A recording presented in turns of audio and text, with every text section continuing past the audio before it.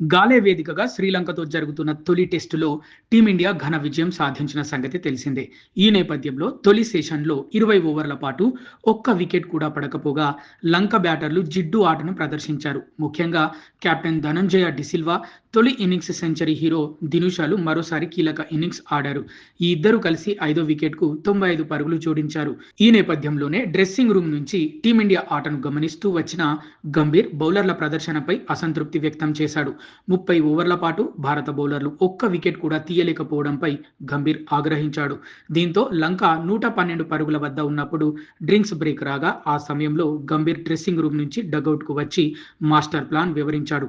గంభీర్ ఇచ్చిన ప్లాన్ ఆటను పూర్తిగా మార్చేయడంతో ఆటకు అది టర్నింగ్ పాయింట్ అయింది. సిరాజ్ను పిలిచిన గంభీర్ బౌలింగ్ ప్లాన్ను వివరించాడు. పేస్ అటాకింగ్ను పక్కన పెట్టి పూర్తిగా స్పిన్నర్లతో బౌలింగ్ చేయించమని సిరాజ్కు వివరించాడు. ఈ విషయాన్ని వెంటనే కెప్టెన్ గిల్కు చేరవేయాలని తెలిపాడు. గంభీర్ సలహాను పాటించిన మరుక్షణమే టీమిండియాకు ఫలితం రావడం విశేషం. 94 పరుగులు జోడించి బలపడుతున్న ధనుంజయ, దినుష జోడిని జడేజా విడదీశాడు. అలా టీమిండియా మళ్లీ విజయం ట్రాక్ ఎక్కినట్లయింది. మరో ఎండ్ నుంచి మానవ్ సుతార్ కూడా తన బౌలింగ్తో ముప్పు తిప్పలు పెట్టడంతో లంక కష్టాలు రెట్టింపయ్యాయి. చివరకు 206 పరుగుల వద్ద లంక తమ ఇన్నింగ్స్ను ముగించడంతో 165 పరుగుల తేడాతో భారత్ విజయాన్ని అందుకుంది.